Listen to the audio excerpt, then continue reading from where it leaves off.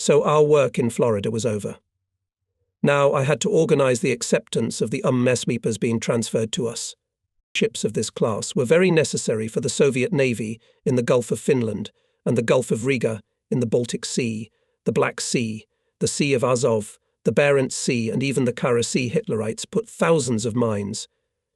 Our fleet, providing the flanks of the advancing Red Army, was already operating off the coast of Germany and its satellites. Hundreds of minesweepers tirelessly cleared the way for warships and transports, and yet they were not enough. Especially needed were minesweepers capable of fighting complex non-contact mines, in particular, magnetic and hydrodynamic. Soviet scientists before the war, as well as in the first year of the Great Patriotic War, created electromagnetic trawls, and soon they came into service of our fleet. It was very important to receive American minesweepers equipped with the latest mine countermeasures. Admittedly, I did not expect to encounter difficulties in the acceptance of minesweepers. Maybe I was spoiled by good business relations formed in Miami with McDaniel and his successor Harrison. But the work from the very beginning did not go too smoothly. First of all, it was necessary to decide where we will give us the ships. The main training center trawler forces of the American Navy was located at the base of Little Rock, near Norfolk. It would seem that this is where we should train our crews and transfer the ships. I was about to go to Norfolk to solve all the organizational issues on the spot, but the Maritime Ministry did not inform about its decision. Finally, we were informed that the training and transfer of minesweepers will take place at the base Tompkins Villas, located on the Hudson River. Well, we decide not us, but the owners. On November 13th, I gave a farewell reception in Miami in honor of Vice Admiral Bradley, Chief of Naval Training Centers. After the exchange of toasts with the expression of mutual feelings of respect, the atmosphere became less formal, and the Admiral, with the directness peculiar to Americans, began to ask about our impressions of the training system adopted in the U.S. Navy, about the peculiarities of training sailors and officers in our country. Bradley, as well as many other Americans, was interested in how we achieve a deep knowledge of technology in the personnel, the ability not only to operate mechanisms and equipment, but also to repair them. In response, I said that, as far as I have noticed, the training centers of the U.S. Navy seek to teach only the combat use of equipment and the elementary basics of its operation. Theory is not honored. In case of failure of a device or mechanism, is replaced by a new one, and the removed one goes to special workshops for repair or scrap. The Soviet Navy has a different approach. A sailor, let alone an officer, must be able to eliminate any, even the most complex malfunction. After all, if a ship is at sea, you cannot count on the help of repair specialists. That is why we strive for our sailors to know their equipment both theoretically and practically. He who knows the theoretical basics will always master the practice of operation, and even more so the combat use, I finished. If it is your system of training that leads to the fact that in the Shell Beach Training Center Soviet anti-aircraft gunners shot down almost all cones and towing planes will soon have nothing to do, and your hydroacoustics so well keep contact with submarines, then I admire its results. After bidding a warm farewell to Capt. Harrison, I left by car for New York. For the last time I had the opportunity to drive along the entire Atlantic coast of the country, from Florida to New York. We traveled in a caravan, all 3 cars of the brigade. I was driving the lead car. For 4 days we traveled almost 1,500 miles. Already in New York, I did not get into the right lane and could not turn to the building of our Amtorg. In the stream of thousands of cars I had to rush through the whole of Manhattan. I did not know the city well, and it was unclear how to get to Amtorg. I decided to orient myself by the Empire State Building, a skyscraper visible from everywhere, a building of 102 floors, near which our Amtorg was located. So, bearing this landmark, and arrived at the final point of our journey. In New York, we were immediately overwhelmed with business. I busied myself with preparations for the accommodation of the crews and their training. To achieve all this in Tompkins Villa was not easy. The base did not have the necessary equipment. The Americans had to deliver equipment for the training rooms, install it, find rooms. After inspecting the ships, I understood why we were not allowed to Norfolk. The Maritime Ministry was afraid that we would not notice that the Soviet fleet is transferred to the minesweepers with an incomplete set of equipment. Here, in Tompkinsville, there were only those minesweepers, which were transferred to the USSR. What happened in 43rd with radars was repeated. At the end of November, we were informed about the numbers of 12 ships to be transferred. Trawlers of the UMS type with a displacement of 350 tons were built in the United States in large series. Their wooden hulls were unified. They were used for both UMS minesweepers and anti-submarine patrol ships, the so-called patrol craft submarine. Thus, these ships differed from each other only in armament. UMS, along with electromagnetic trawl and trawl for contact mines, also had anti-submarine depth bombs and sonar, which allowed it to be used for anti-submarine warfare. A 75mm gun and 3 automatic rifles made up its artillery armament. The strength of the plating of the minesweepers was not designed for navigation in freezing seas. Therefore, at our request, an additional ice belt of planking made of thick oak planks was put on all ships. After this work was completed and the minesweepers left the dock, the acceptance could begin. For acceptance of the ships, a group was formed under the command of T. Karuno. It included MNS Samoilov and other officers and petty officers. Lieutenant Heiksinen, already mentioned by me, and Lieutenant Gagarin, a young man from a family of white emigrants, were still assigned to us as liaison officers from the US, Navy and interpreters. The trials of the minesweepers began at the end of the year.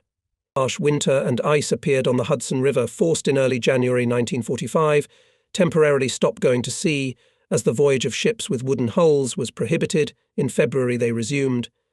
But by that time I had already received a new responsible assignment.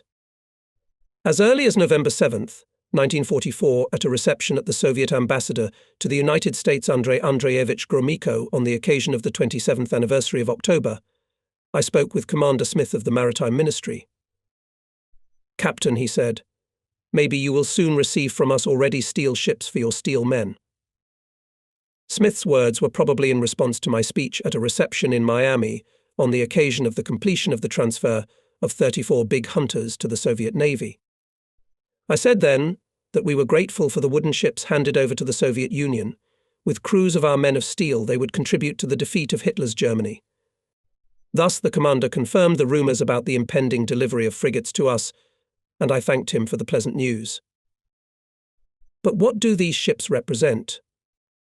Once settled in Tompkinsville, I decided to familiarize myself with the frigates and corvettes that were stationed at the nearby pier.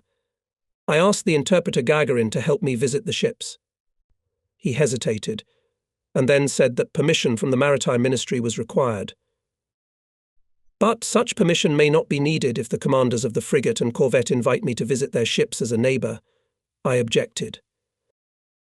Gagarin smiled and promised to try. A few days later, he relayed the corvette commander's invitation. I must say that the interpreter was pleased that it was possible to fulfill my request. I don't know how his immigrant parents felt about their former homeland, but their son was always loyal, even benevolent, and helped us as much as he could. So I visited the corvette, and the commander took me through all the combat stations and rooms and told me about the combat capabilities of his ship. The corvette was built in Canada and had a displacement of 725 tons. Steam engines allowed to develop a course of up to 17 knots. Artillery armament of the corvette consisted of one 102mm universal gun and anti-aircraft guns. Anti-submarine armament consisted of bomb launchers and depth bombs. 2 days later, I was able to visit the frigate. This ship had more combat capabilities than the corvette, although its steam engines, and did not allow to develop a course of more than 19 knots.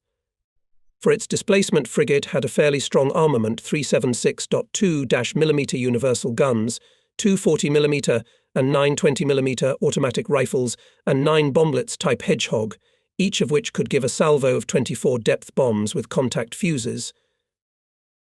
Thus, when on January 9th, Rear Admiral A.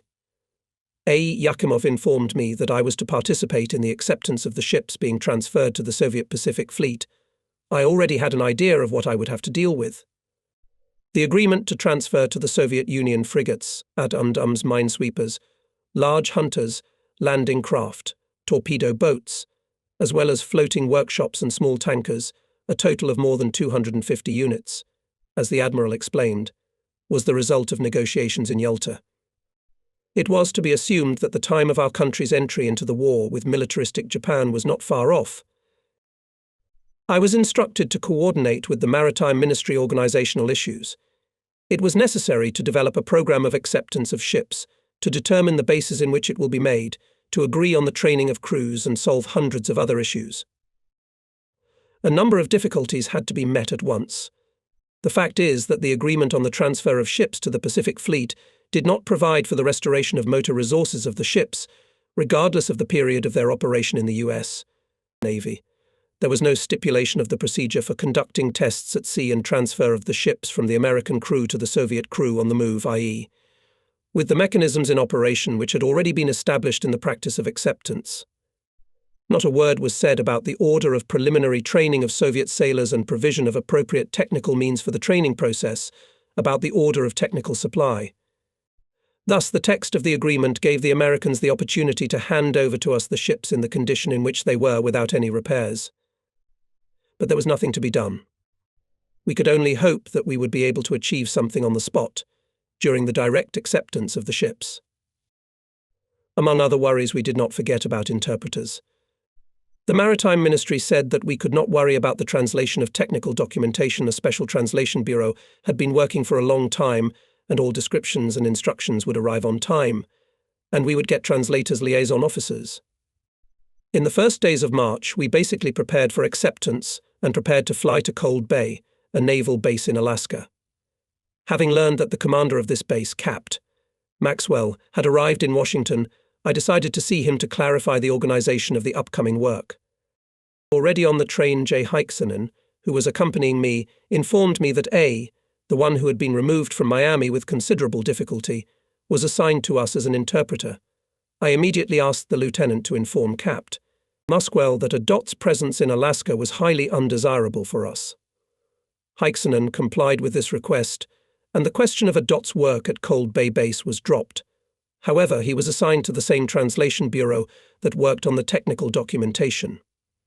Looking ahead, I will say that by June only the instructions for using the coffee grinder, titanium boilermaker, galley stove and refrigerator had been translated into Russian.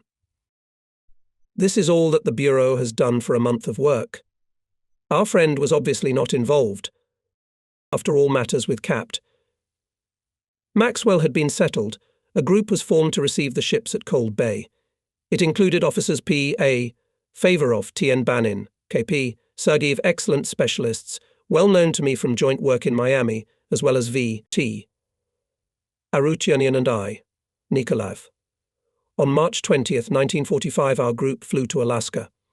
Together with us, N.P. Serbin, deputy head of the Marine Department of the Procurement Commission, flew to Cold Bay. Our first task was to check the readiness of the Cold Bay base. All matters concerning the acceptance of the UMS minesweepers in Tompkinsville were entrusted to the division commander G.T. Karuno. Literally on the eve of departure, A.A. Yakimov and our naval attaché, A. Gorishev, congratulated me on the promotion to the rank of captain first rank. The flight on the Douglas from Washington to Alaska took 3 days. After intermediate landings in Kansas City, San Diego, Los Angeles, Oakland, Seattle and Anchorage, our plane finally landed at Cold Bay Base. Along with my companions, I stepped onto the snow-covered field of a small airfield. Small houses were visible at its edge, and in the distance, to the northeast and south, the white peaks of the mountains glistened. A few sailors in picturesque fur suits loaded the baggage onto the sleds. Shaggy sled dogs pulled them in the direction of the huts. We also headed that way. The base commander, Capt. Maxwell, met our group near the village. Having left our things in the cozy hut, assigned to us and dressed warmly, we went to the mess hall. After a hearty breakfast, Maxwell suggested we start looking around the base. The base in Cold Bay on the Alaska Peninsula was established by the Americans in 1942, after the Japanese captured the 2 western islands of the Aleutian Archipelago, Attu and Kaska. In the valley surrounded by hills, an airfield and a town were hastily built to accommodate the Marine Corps units they were preparing to land on the Japanese-occupied islands. However, the landing of Americans on Attu took place only in May 1943. 20 days defended their positions Japanese garrison under the command of Colonel Yamazaki 2,500 soldiers and officers, and this despite the fourfold superiority of the Americans on land, complete domination at sea and in the air. From the sea, the landing force was supported by powerful artillery three-line ships. To take possession of the island of Kaiska were concentrated even greater forces. During 18 days, the island was exposed to bombardment of five-line ships and bombardment from the air. Finally, on August 16th, 34,000 American and Canadian soldiers and officers landed on Kiska, and only then it turned out that the Japanese evacuated their 5,000th garrison on July 29th. With the liberation of Attu and Kaiska, the base in Cold Bay was not needed. And only after the Maritime Ministry chose it as a point of transfer of ships to the Soviet Pacific Fleet, the facilities were ordered to be dismantled and prepared to receive the Russians. Together with Capt. Maxwell, we walked around the prefabricated metal barracks houses insulated with pressed cardboard. Each was designed to accommodate a platoon. They were heated by solar stoves. We saw well-equipped showers and laundry, diesel power station and boiler room, automatic bakery, galley, canteens. The base also had a club with a spacious movie hall and a hospital made of several houses connected by covered passages. Everything was in good condition, and I was once again convinced of the ability of Americans to organize life with maximum comfort, regardless of where it has to do it in Florida or Alaska. But I had to tell Maxwell that Cold Bay was not prepared for training incoming Soviet crews, except for a room for training hydroacoustics. There was no training equipment. The base's small workshops could not provide the necessary repairs on the ships, and repairs might be needed. The base commander referred to the lack of instructions from Washington on the preparation of the appropriate training center in Cold Bay, but agreed to give the Maritime Ministry telegram with a list of our wishes. At the same time, he requested from the command of the naval base Dutch Harbor equipment for repair shops and training rooms. In turn, N.P. Serbin informed Rear Admiral A. Yakimov of our conclusions. Days passed, but neither we nor Maxwell did not receive a response from Washington. Neither did the Naval Department of our Procurement Commission react to my telegram with a request to provide Cold Bay with training facilities or to obtain American consent to the creation of a temporary training detachment consisting of ships of the types to be transferred to us minesweepers, barge submarine hunters, frigate and landing craft. We could only hope for personal connections, for mutual understanding and favourable attitude of the responsible officers in the Maritime Ministry and at the Dutch Harbour base. Soon from Dutch Harbour, Maxwell was informed that the request for equipment for training rooms will be satisfied. Of course, the commander of the base Dutch Harbour made this decision with the knowledge of the Maritime Ministry, but as if independently Washington, as it is called, saved face, remaining faithful to the letter of the previously agreed document. However, we were not interested in subtleties. In a few days, almost everything necessary for training rooms was delivered to Cold Bay, and a floating repair shop arrived. The personnel of the base, with the active participation of our officers, began to install the equipment. At the same time, we prepared training programs for Soviet sailors by specialties, made up planned tables of acceptance of ships, working out organizational and firing tasks in the base and at sea outings. In spite of some difficulties, the work was successful, and the news about the departure of transports with Pacific sailors from Vladivostok to Cold Bay received at the end of March did not take us by surprise. The Americans were not slow either. On April 4th came the first ships intended for the Soviet fleet's 6 a.m. type minesweepers, and the next day Maxwell called me to my office. Commodore Nikitin, listen to the radio. Your country has announced the termination of the non-aggression treaty with Japan. I hope we will soon become allies in the Pacific as well. After that, the base commander and his officers became more alert to our requests, faster to solve numerous organizational issues. It became clear to us that the ships should be accepted. As soon as possible, the change of the military and political situation in the Far East is a matter of urgency. During these days, I carefully studied maps and logs allocated to us for combat training at sea training grounds. It was necessary to understand properly the conditions of navigation in a navigationally complex area, replete with underwater dangers. It was curious to read Russian names on the map: Bayan Islands, Pavlova and Pogorly volcanoes, Pankova Reef, and many others. It is not without reason that there are so many Russian names on the map of the entire coast of Northwest America. Russian navigators were the discoverers of this part of the continent. In the vicinity of the base we even came across an old cemetery with crosses on which we could still hardly distinguish inscriptions in Cyrillic alphabet.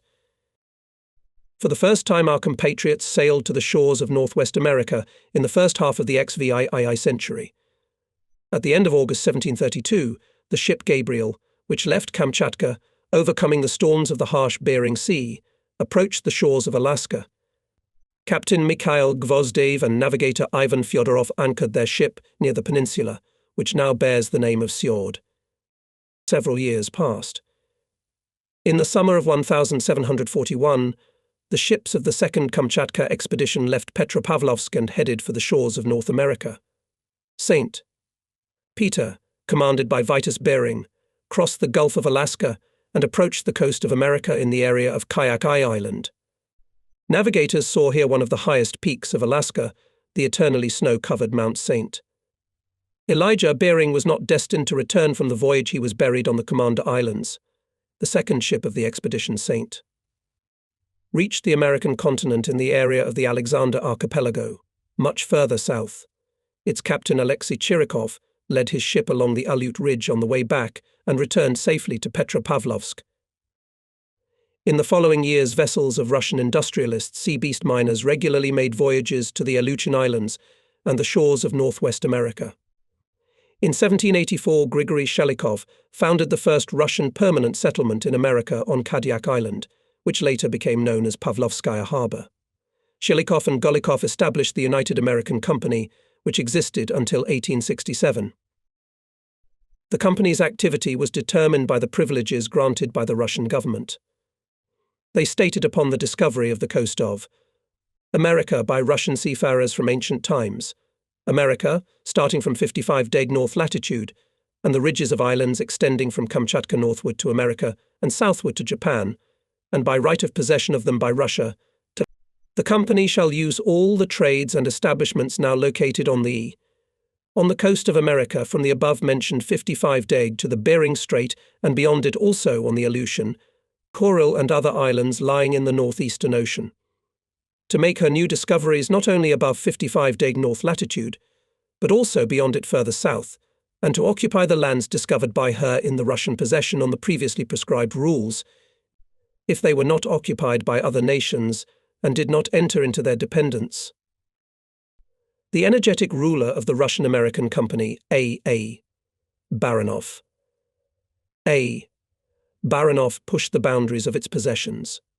Founded in 1804 on Sitka Island, Novoarkhangelsk became the center of Russia's possessions in America, and in 1813 Russian settlements appeared in California. Since 1803, when ships under the command of I.F. Krusenstern and Y.F. Lysyansky left Kronstadt for the shores of Russian America, the round-the-world voyages of the Russian fleet began. Many things in our history are somehow connected with Russian America. But in 1867, the Tsarist government sold Russian America to the United States. Having received the news of Alexander I's consent on the night of March 30th, Secretary of State Seward ordered his department to open at 4 o'clock in the morning to sign the treaty, as if not to miss. For $7 and a bit million, the U.S. had acquired a colossal amount of territory. After 1867, most of the Russian settlers left Alaska, but the Russian cultural influence did not disappear. In 1929, an airplane called the Land of Soviets flew from Petropavlovsk-Kamchatsky to the U.S. Pacific coast. At the airfields of Attu and Unalashka Islands, Soviet pilots were greeted by the descendants of the inhabitants of re-inhabitants of Russian America, Russians and Aleuts, some of whom could still explain themselves in Russian. In general, the Russian period in the history of Northwest America is not forgotten in the United States. During our stay in Miami, we even once watched a certain Hollywood masterpiece, the main character of which was A. Baranov. The ruler of the Russian-American Company was depicted in it as an exuberant merchant in a hat with a peacock feather, surrounded by typical characters of westerns. In the spring of the 45th, however, we had no time for excursions into history. On April 10th to 12th, transports with Soviet sailors came to Cold Bay. It was necessary to accommodate, feed, and then organize the training of 1,590 sailors and petty officers, 200 officers and 32 accompanying interpreters. Then arrived the commander of the detachment of received ships, Rear Admiral D. Popov, and his chief of staff, Captain 2nd Rank E.M. Simonov. In these days, April 12th, we learned of the death of U.S. President Franklin Delano Roosevelt. We were surprised by the indifference with which American officers and sailors met this news. Our condolence expressed to Capt. Maxwell was not only of an official nature. After all, President Roosevelt during the Second World War actively advocated the strengthening of the anti-fascist coalition, repeatedly spoke of his desire to strengthen in the post-war period of cooperation between the US and the USSR. We could only guess about the policy that Harry Truman would pursue. The life of Soviet sailors in Cold Bay immediately acquired its clear rhythm. There were classes on studying of technical means and armament in training rooms on the shore. There was an acceptance of the ships, began to go to sea to pass training and combat tasks. In the evenings in the club of the base, Soviet and American sailors watched movies together. The Americans had great success with Chapiev and Two Soldiers. Unfortunately, more and more difficulties arose in the acceptance of ships. When checking the technical condition of the first AM-type minesweepers, it turned out that many mechanisms have already exhausted most of the established resources, but the prescribed repairs did not pass. It was necessary to replenish the sets of spare parts and tools. Some devices were presto faulty or regulated. This was a consequence of the American attempt to give us the ships as they were. It is clear that neither I nor other Soviet officers could not allow the acceptance of our fleet of defective and not fully equipped with all necessary warships after all. They were soon to take part in hostilities. And here arose my first conflict with Capt. Maxwell. I demanded to eliminate defects in the mechanisms of the ships by our personnel, but under the guidance of American specialists and logistical support from the base. It was clear that the issue was of principle. If we did not achieve in this case the satisfaction of our demands, then from now on all claims will be rejected automatically. In the end, after long negotiations, Maxwell agreed to reassembly of auxiliary mechanisms on 2 ships. "I want to prove to you, Commodore Nikitin," he said, "that the claims of Russian mechanics are unfounded. Since the ships sailed, it means that their mechanisms are in quite decent condition. I will be glad if you are right, but if our suspicions are confirmed, we will open the mechanisms on all the ships." We'll see," Maxwell said glumly. Examination of the mechanisms confirmed our fears. On some auxiliary engines bearings were worn out, could soon fail altogether. But even this did not convince the base commander. "No matter what you write to Washington, I, for my part, will report that the reassembly of engines is not necessary. Let's give this telegram: all auxiliary engines have run time without inspection from 1,000 to 2,000 hours. The same for some of the main engines. The instructions of the manufacturers and the corresponding fleet instructions provide for inspection or preventive repair for auxiliary engines after 500 hours and for main engines after 400 hours. We ask permission to carry out inspections and repairs or change the requirements of the instructions." Agreed? But even here Maxwell, using the fact that B.D. Popov flew to Washington, did not compromise. It was possible, however, to obtain permission to conduct random inspections of mechanisms. It should be said that the captain, a man of great experience, in the recent past, the flagship mechanic of the battleship Connection, understood the fairness of our demands. But, since the base did not have the necessary spare parts and Washington refused to send them, he was forced to take a tough stance and responded with a constant refusal to all our proposals. The next day the dispute resumed and the conversation was very heated. We did not hesitate in expressions. Maxwell spoke Russian quite well. Arguments with the captain wore me out.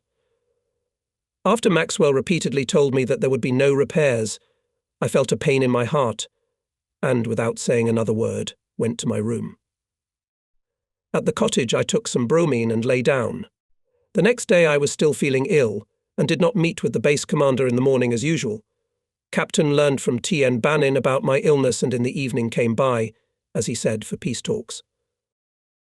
Let's not quarrel, Commodore Nikitin. I'm hot, and so are you. But I can't disobey Washington's orders. But we can't accept ships with engines that fail at sea. Don't you understand that? We don't take in ships for parades. I understand. I've even sent to Dutch Harbour for spare parts and supplies. Make the necessary repairs. I have to tell you, we have different procedures. On one of the battleships of the Connection, where I was the flagship mechanic at sea, the support bearing of the propeller shaft failed. The other battleship had a spare bearing, and I offered to make repairs by personnel. But the Admiral, the commander of the Connection, said that there was nothing to do, not their own business, and the battleship went to the base for repair. So we had to make sure that our most urgent needs were met. Doing this was not easy, and every day became more difficult after Truman became president. The attitude toward us has deteriorated markedly. Maxwell apparently felt the change in the situation and not without reason feared for his career. The long-awaited Victory Day came. On May 9, 1945, the defeat of Nazi Germany was celebrated in Cold Bay with the ceremonial hoisting of the Soviet Navy and American flags. It is difficult to convey the feelings of joy and pride for the distant motherland that engulfed all of us, Soviet sailors. But we all realized that militaristic Japan would continue the war. In Manchuria, there was still a large part of its land forces. Only the defeat of the Kwantung Army in Manchuria and Korea could sober up the Japanese militarists and force them to capitulate. So it was necessary to accelerate the acceptance of warships from the American side, to send them faster to the ports of the Soviet Far East. After the battle won by Maxwell, the acceptance went on without any major incidents. But still it was impossible to calm down and delay Rear Admiral B.D. Popov, who returned from a trip to Washington on May 19th, said that the Maritime Ministry expects in the near future to cease deliveries under Lend-Lease, and therefore the transfer of ships to us. Therefore, Popov was advised to accept the ships as they were, without any repairs. This good advice should have been understood as a clear pressure take. They say what they give, or you will not get it. Together with Rear Admiral B.D. Popov, P.A. Favorov flew to Cold Bay. Pyotr Alexeyevich told about the course of acceptance of minesweepers of the UMS type in Tompkinsville. The first group of 6 ships has already been manned with crews arrived through Portland and is preparing for the passage to the Baltic. The departure is scheduled for May 25th. Transition from the US to the USSR second group, intended for the Black Sea Fleet, is expected in the first half of June. This was good news in the Baltic and the Black Sea. The fleet had a great need for minesweepers. Thousands of mines were to be etched there to ensure the safe navigation of merchant and fishing vessels. At the end of May, the first 2 groups of ships accepted from the Americans left Cold Bay for Vladivostok, 11 minesweepers and 6 large submarine hunters. Acceptance of other ships of these classes, as well as frigates and landing ships, continued. As was once the case with the hunters in Miami and minesweepers in Tompkinsville, the Americans removed a number of types of equipment from the ships transferred to us. I was convinced of this when I visited a frigate that came to Cold Bay under the flag of the U.S. Coast Guard, which was not intended for the USSR. The commander kindly showed me his ship. I paid attention to the radar rangefinders of 76mm universal guns. The frigates we received did not have them. A few days later, inspecting with Maxwell another frigate, I asked, as if by the way, to give instructions to paint on the shields of the guns those places from where the radar rangefinders were removed, so as not to cause the inevitable questions of our sailors. Captain had no choice but to swallow this pill, and he remained silent. During these same days, a powerful ocean rescue tug came to Cold Bay. I had never been on such ships before, and I decided to ask its commander for permission to inspect it. I had seen such a rescue tugboat in Miami, but I could not get on it then. The commander was our former interpreter, Konstantin Peterson. He met me with sincere joy and great cordiality. "Nice spike, isn't it, Commodore?" he asked after we passed the tug. One could sense that Peterson was proud of his ship, pleased to be in command. At parting, he gave a gift of photo of his ship. This was my last meeting with K. Peterson, an officer of the U.S. Navy. I kept the kindest memory of him. The transfer of ships in Cold Bay has adjusted, and I decided to check how prepared for the transition from the US to the Black Sea minesweepers, second group. Having received permission, I flew together with T.N. Banin to Washington. A little earlier, P.A. Favorov left Alaska. He was assigned to supervise the acceptance of sea tugs in Texas. At first, our airplane landed in San Francisco. After the annoying winds of Alaska, their speed often exceeded 40 miles per hour, after 5 degrees of heat, or even zero temperature, which persisted throughout May in Cold Bay, California met us with serene blue sky and heat. From San Francisco, we flew on a parallel eastward. The crew commander kindly invited me to his cabin, where I spent most of the flight. Entrusting the airplane to the autopilot, the pilot showed me the peaks of the Rocky Mountains, the canyons that cut through them, and told me about the history of the states, the lands of which opened under the wing of the airplane. From a height of 8,000 feet, the panorama of the far west left an unforgettable impression. Americans love their country, are proud of its history, although not always objective. The pilot spared no time and effort, and during this air journey I got a good lesson in geography and history of the United States. We landed safely at the Washington Military Airfield. After reporting to Rear Admiral A. Yakimov on the state of affairs with the acceptance of ships at Cold Bay, I met with Capt. Schulman and Pullman at the Naval Ministry. I asked these officers, who were in charge of the logistical arrangements for the transfer of the ships to our fleet, not to obstruct the inspection and necessary repairs of machinery. We do not ask for anything extra, only compliance with the motor standards and instructions of the firms, only compliance with the regulations in force in your fleet, I finished. Schulman, formerly flagship mechanic to Admiral C. Nimitz, commander of the Pacific Fleet, made no definite promises. We could only hope that the conversation would not be wasted. Having finished my business at the Naval Ministry, I hurried to New York. In Tompkinsville was preparing to move to Sevastopol group of minesweepers. The commander of the division, Captain 3rd Rank G.T. Caruno, told me in detail about the difficulties that had to be overcome with the first group of minesweepers that had already left for the Baltic. The fact is that the Soviet crews for the minesweepers arrived very late. The ships were received by our petty officers and officers from the reserve of the brigade I commanded in Miami. Because of their great experience and excellent knowledge of the machinery, the reception was largely completed by the time the crews arrived. Therefore, as soon as the train delivered the Soviet sailors from Portland to New York, G.T. Caruno immediately organized accelerated training of personnel in training rooms. In a short time, sailors, petty officers and officers mastered the technical means and weapons of the ships and began to complete the acceptance of minesweepers and work out the combat organization. Incidentally, such rapid mastering of the minesweepers by the Soviet crews revived the legend that all Russians are disguised engineers. Undoubtedly, this success was achieved in no small measure due to the selfless work of the flagship mechanic of our brigade M.N. Samoilov, divisional specialists A.N. Matrokov, V.P. Sadokov, A.A. Filimonov, A.R. Kuzin. The merits of M.N. Samoilov are especially great. Thanks to his efforts, our sailors quickly mastered the technical means of the electromechanical warfare unit, and all crews were trained in the training center for the fight for survivability on ships. Flagmech also well prepared the personnel for the operation of the mechanisms. In this he was helped by his own extensive experience of long-distance campaigns. In 1939, Samoilov participated in the passage of 5 Soviet minesweepers from Kronstadt to the Far East, being the commander of the electromechanical combat unit of one of the ships. The inspection of preparation for the transition to the Black Sea of the second group of minesweepers showed that the personnel had mastered the ships well and knew their duties. The mood of the Soviet sailors was excellent. Everyone was looking forward to returning to the homeland.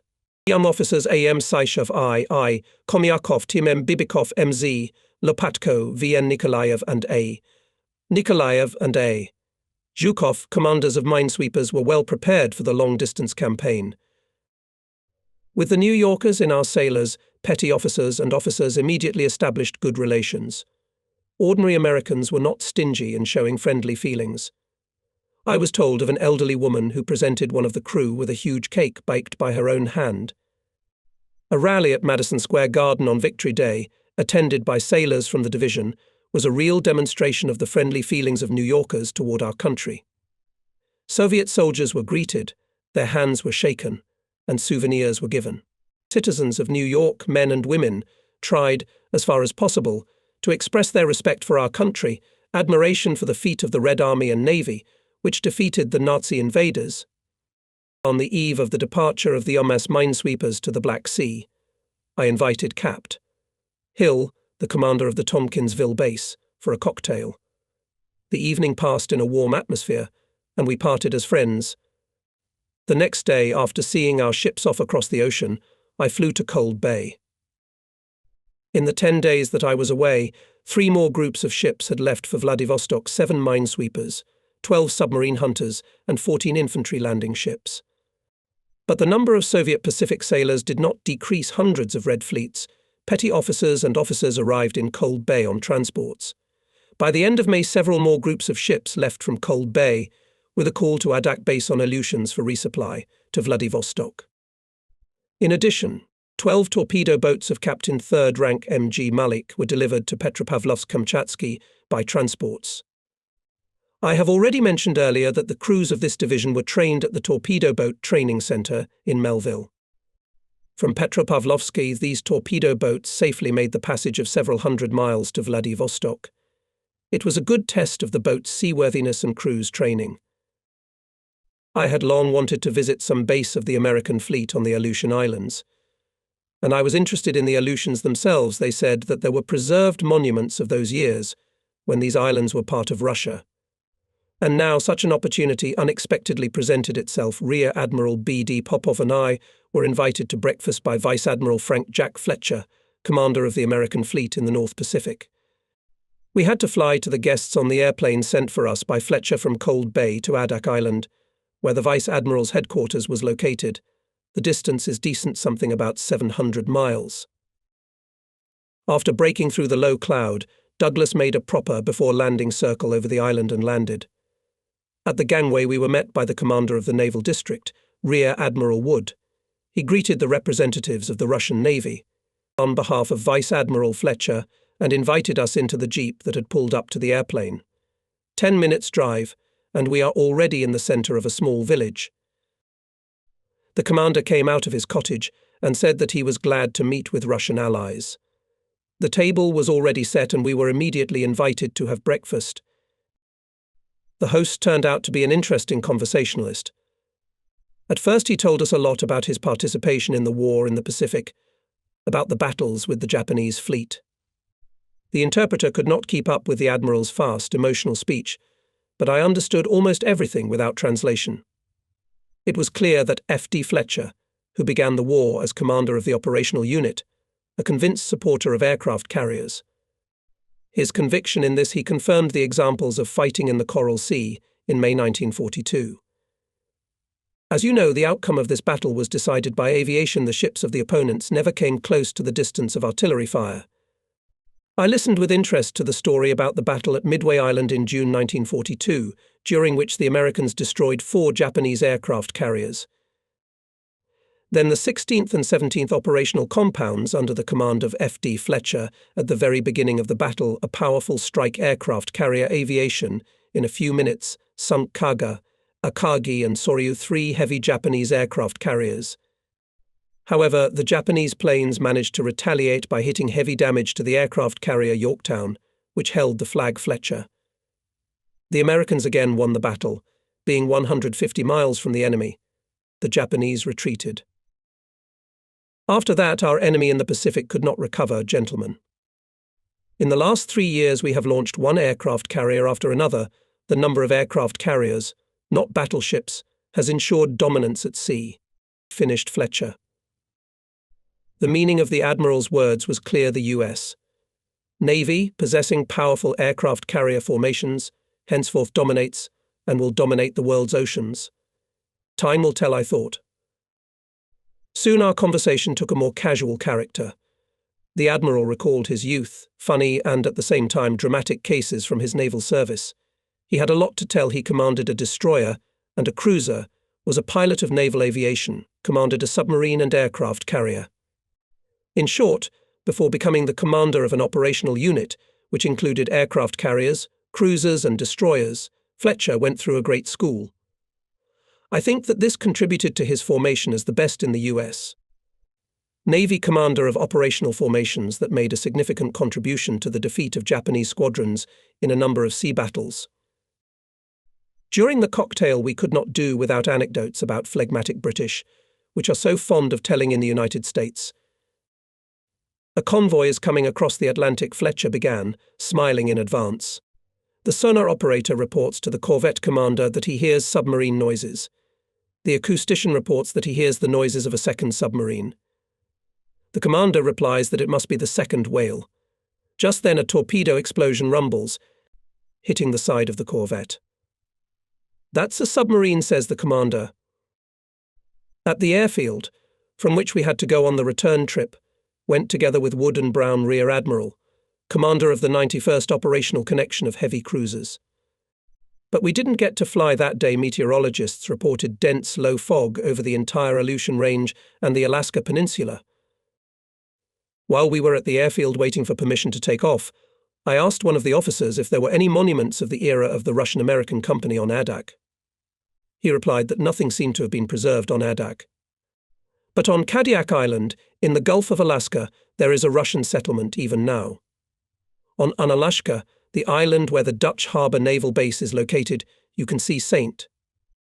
Nicholas Church with an iconostasis of the XVI century, old Russian houses, and among them the building of the office of the Russian-American Company. Even a few carefully protected trees, the only ones on the island, were planted by the Russians. Someone adds that the Aleuts, as a rule, have Russian names and surnames and go to the Russian church. Yes, it's a pity we can't visit Unalaska. The island is close to Adak, and there are probably occasions by sea, but now is not the time for a tour. The visit dragged on. When it became clear that the fog was unlikely to clear until the next morning, Admiral Budd invited us for a cocktail. He complained about Alaska's unstable weather. You don't know what's going to happen in 5 minutes. The fog finds you instantly. The evening ended with a viewing of documentaries about the battles for Okinawa in April-June 1945. The cameraman shot an impressive picture of the movement to the island of many hundreds of landing ships, powerful strikes on the Japanese defense support ships, battleships, heavy cruisers and aircraft carriers and ships of other classes. I remembered the filmed close-up attacks of Japanese suicide pilots, kamikaze. Already after the war it became known that during the battles near Okinawa, kamikaze destroyed 36 and damaged 386 ships. The comments of our host, who participated in the battle for Okinawa, were no less interesting. At the same time, I could not help but notice that the Americans, judging by the movies, in the area of operations had complete dominance at sea and in the air, a significant advantage on land, more than 450,000 soldiers against a garrison of 80,000 Japanese. American victory from the very beginning of the operation was only a matter of time. And yet the fighting for Okinawa was almost 3 months. The next day in the morning we flew to Cold Bay. From the porthole of the airplane gaining altitude, we saw leaving in the Sea Cruiser's operational connection of Rear Admiral Brown. Already after the war in the American Navy appeared in the destroyers of the type Fletcher. I think that the lead ship of this series was named in honor of our gracious host on Adak. During the whole July, the acceptance of ships from Americans went without any incidents. Before August 1st, 5 more groups left for Vladivostok. The Soviet Pacific Fleet received replenishment of anti-submarine forces. Still, we failed to fulfill the instruction of the Chief of the Main Naval Staff, Admiral S.G. Kucherov, to finish the acceptance of all ships transferred under the agreement with the US. By August 1st, of the 28 frigates we sent to the USSR, only 10. The rest were to arrive at Cold Bay during August. We understood that we should hurry. On July 26th, the Potsdam Declaration of the USSR, USA, Great Britain and France was published, containing the demand for Japan's surrender. On August 9th, 1945, the radio reported the Soviet Union declared war on Japan. That same day, Capt. Maxwell brought me congratulations. Commodore Nikitin, at last we are allies in the Pacific too. I hope the end of the war is just around the corner now, Cap N. That would be nice. I'll tell you a secret. I heard that the landing on the Japanese islands was planned only on the 46th. We listened to the Sovinform Bureau reports with excitement. The announcer named cities and settlements of Korea and Manchuria liberated by the Soviet troops. It was reported about the combat successes of torpedo boats, including the division of M.G. Malik, about the landing of our maritime landings in the Kurils, on South Sakhalin and the coast of North Korea. It was pleasant to realize that the ships received at Cold Bay were also taking part in the Pacific Fleet's combat operations. I followed on the map the operations of the Pacific, and every time I remembered the division commander MSMG, Bespalov, who became the commander of a brigade of frigates, young, well-trained commanders of ships, whom I recognized and had time to love in Alaska L.S., Mironov and MS Sagilenko, VP Morozov and MM Meniberkin, and many others, how I wanted to be there now, where the ships of the Pacific Fleet fought. During August, while the war with Japan was still going on, 30 more ships left Cold Bay for the ports of the Soviet Far East, including 12 frigates. To complete our part of the Lend-Lease program, it remained to hoist our Navy flag on 9 ships. The work could have been completed in a matter of days. But then the Americans began to delay the transfer under various pretexts, and the 4 remaining frigates were not presented for acceptance at all. Political changes in the highest governmental spheres in Washington had an impact. If at the Yalta and Potsdam conferences the USA and England insisted on the earliest possible entry of our country into the war against Japan, now after the defeat of the Kwantung Army and the liberation of Manchuria and North Korea, the Kuril Islands and southern Sakhalin by the Soviet armed forces, the ruling circles of the USA and England feared the strengthening of the military and political positions of our motherland in the Far East, feared the strengthening of the People's Liberation Army of China and the people's power in North Korea. The reassessment of our country's contribution to the victory over militaristic Japan began immediately. After the explosions of atomic bombs over Hiroshima and Nagasaki, we often heard from American officers that the USSR's help was unnecessary, that the US could force the Mikado to surrender without the help of its allies. The sudden construction of the airfield in Cold Bay was also surprising equipment, and a special construction unit arrived on a large transport. Bulldozers, excavators and rollers leveled the runway, followed by special machines rolled out a kind of carpet of metal plates. The work was finished in a few days. It became known that the U.S. Navy School on the island of Kadiak continues to operate, and its graduates, translators from Russian, are not intended to work with us. By the behavior of Maxwell, whose character I had time to study quite thoroughly, it was felt that in Cold Bay from day to day waiting for an order from the Maritime Ministry to terminate the agreement on Lend-Lease. B. Popov came to the conclusion that passively waiting for further developments cannot be. September 3rd, the day after receiving the news of the surrender of Japan, I escorted the Admiral to the airfield. But it seems we still delayed, because already on September 5th, Capt. Maxwell brought a telegram to our headquarters cottage. The commander of the Cold Bay base was ordered to stop the transfer of ships to the USSR and remove Soviet crews from those of them, which have not yet had time to raise our flag. Thus we had to give to the Americans even the ships, actually already accepted, but still undergoing the necessary course of combat training before going to Vladivostok. It seemed that we would not get the remaining 9 pennants. But on September 9th, B.D. Popov managed to reach an agreement in the Ministry of Marine that we would be given all the ships that were in Cold Bay and intended for the Soviet Navy, and the act would specify not the actual date of hoisting the Soviet flag, but September 4th. And now, more than 30 years later, I think that B.D. Popov was able to achieve such a decision of the Maritime Ministry only thanks to personal contacts. A lively, charming, very direct person, the Admiral impressed the Americans. He was able to find a common language and establish friendly relations with high-ranking officers of the U.S. Navy. Boris Dmitrievich could almost always convincingly prove the need to help the Russian ally in this or that particular case.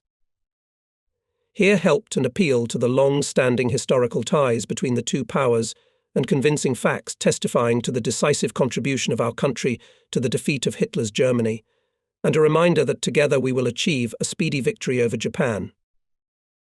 Thanks to the efforts of B.D. Popov, who returned to Cold Bay on September 12th, the acceptance of the ships resumed and proceeded without any misunderstandings. On September 15th, we saw off the last detachment.